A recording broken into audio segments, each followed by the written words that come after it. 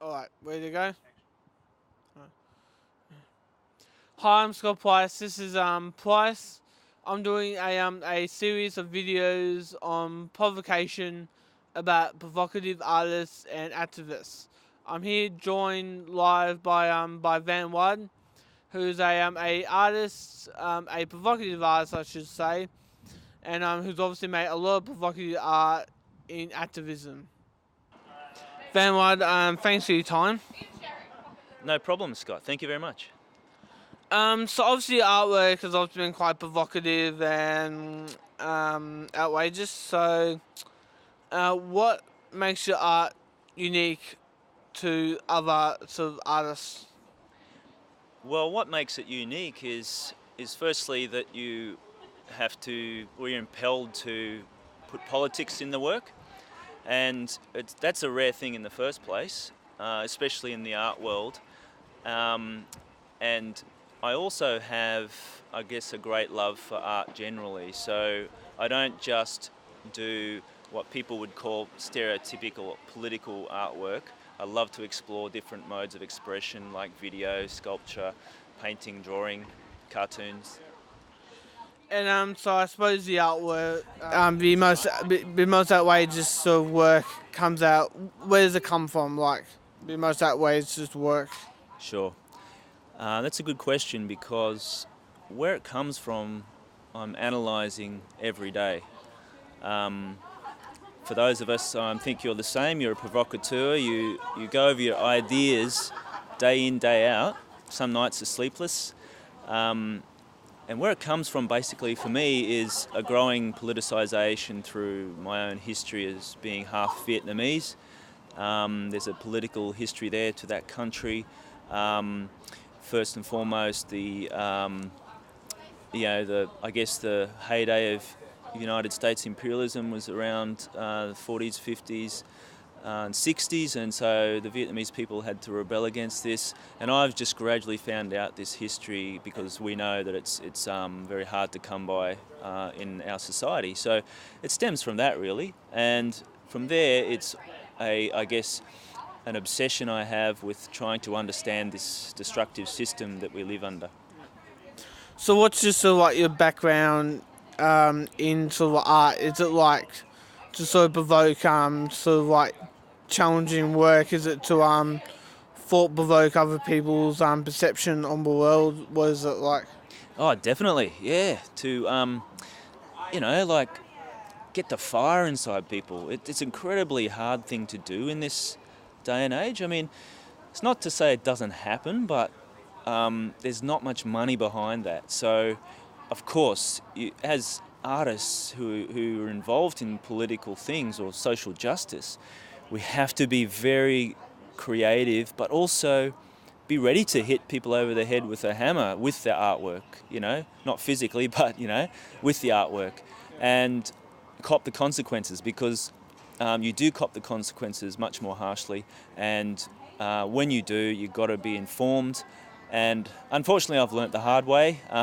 On many occasions, I've been ill-informed because sometimes questions will come left of centre or right of centre, and you're not prepared. So, Now, obviously, your uncle has I've obviously just read online. Obviously, is Kevin Rudd. What sort of just trying to think. Have you sort of basically rebelled or protested against anything or any sort of like policy changes or policies which he's obviously made since his tenure as Prime Minister, and how have you sort of protested against that? okay, yeah. Well, it just so happens that. Yeah, he's a relative. I think I would have done the same if it was a different Prime Minister at the time. And what I found interesting is as I grew politically more conscious of how this system runs, I had to confront the policies that he was putting forward, and one of the major ones being the Labor Party support of detainment of refugees. And just historically, going back in time to the last 80 to 100 years, the Labor Party has not changed in those terms. It's been a very racist party. I mean, it's unfortunate, and that doesn't mean the membership, generally speaking, is racist, but it carries those policies, and its overall effect of when the economy goes in a slide, it goes downwards, they have to find scapegoats. And we all know that the poor and in this society, the poor, those with the least amount of possessions and things, cop it as well. So you're scapegoats as well. So how's the Labor Party still racist? Because I've always thought that the Liberal Party tends to be quite racist itself. Yes, I mean, it goes without question. It's just the Labor Party has been much more clever at disguising it. But the standout examples for the Labor Party, unfortunately, in history are the White Australia policy. Obviously. Yeah, and the legacy of that. But also, the Labor Party has been much more clever in terms of how it projects itself in a global economy. So if you've got to open borders to Indonesia or Southeast Asia for new labour to come in, cheap labour, to cut down people's wages here, as a tactic, we all know this is a very obvious tactic with the China Free Trade Deal. That's the way they work. So it can appease a lot of people.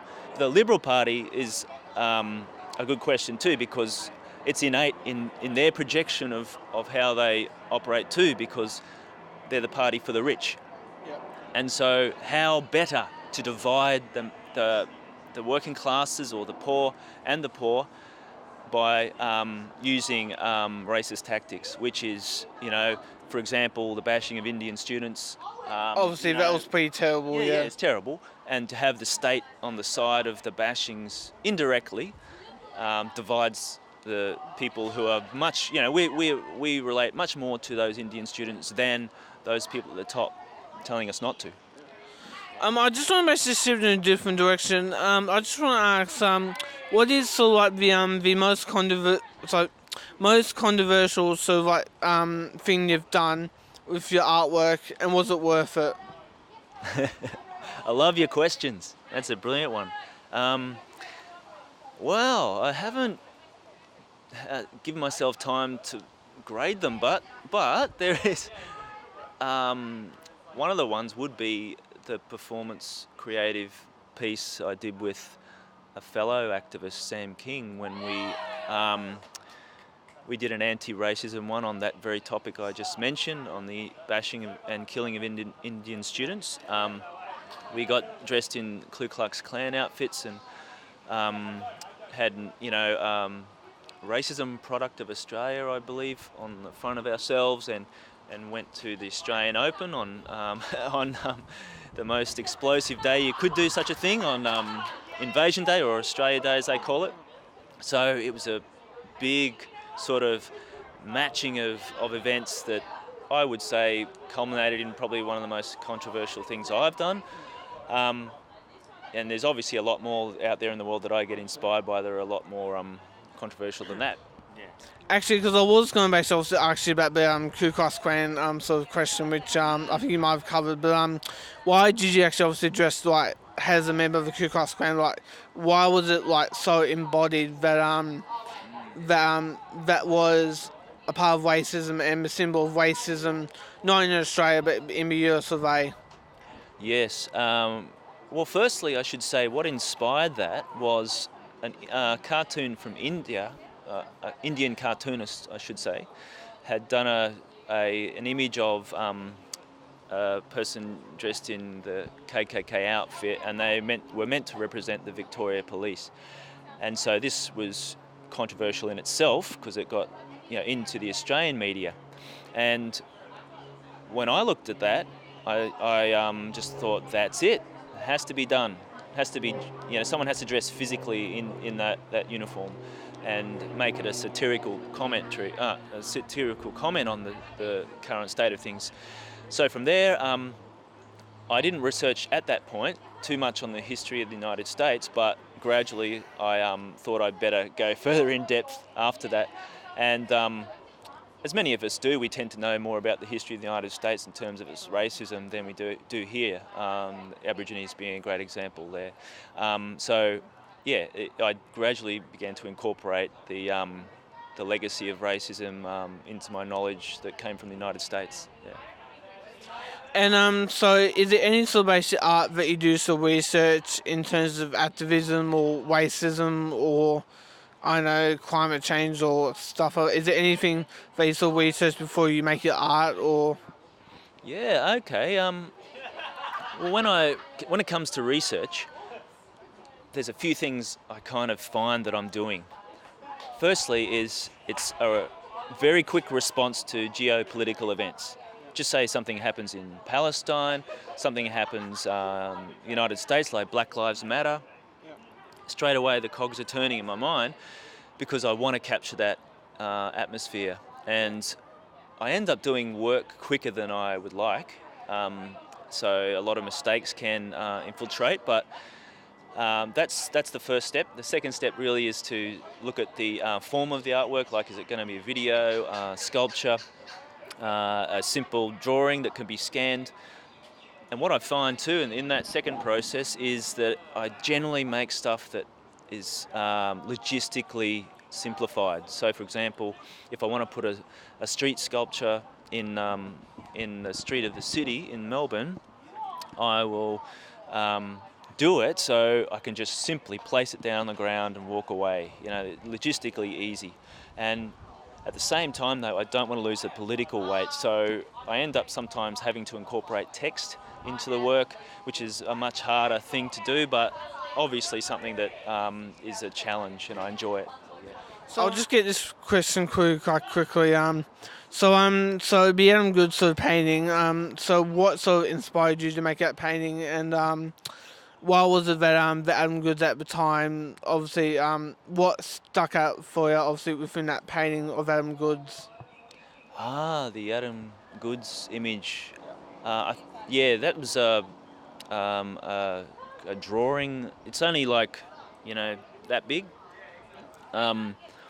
But yes, that's this is the first time I've answered a question about this. What happened was, we all are familiar with the racist comments that he was copying on the field, the AFL field, and specifically, I was interested in that point where he was accused of being too harsh when he pointed at the young girl in the 13-year-old girl. Yeah, the 13-year-old girl in the stands, and I wanted to go beyond that and say, well, what was he really pointing at? Because we all know that he's not a harsh person. People could see that, and so I wanted to convey that and basically put up in this drawing like a void or a time warp thing, I don't know, and where he's just pointing through a big gulf in time, but it's really a small gulf considering the history of Aboriginal existence, but nevertheless it was a fluke in a way. It just turned out really well for me, and also I was under the thumb because I wanted to put it in a newspaper called Red Flag, and I was boom, we've got to do something quick. Yeah. Do you have any questions for me? Yes, I do have a question. What is your form? What do you do provocative work around? Theatre, filmmaking, stuff like that. Yeah. What's your favourite medium you like to work with? Film. Film. Okay, so would you class yourself as a sort of a provocative actor or a director? Probably more like a provocative actor. Do you look at other performers or artists in your work? In a way, yeah, I do go see shows, so yeah. Van, thanks for your time, and yeah. No problem, it's a pleasure. It's been a real pleasure. Thank you. Thank you. This is Price. I'm Scott Price. Please like and subscribe, and we'll see you in another episode.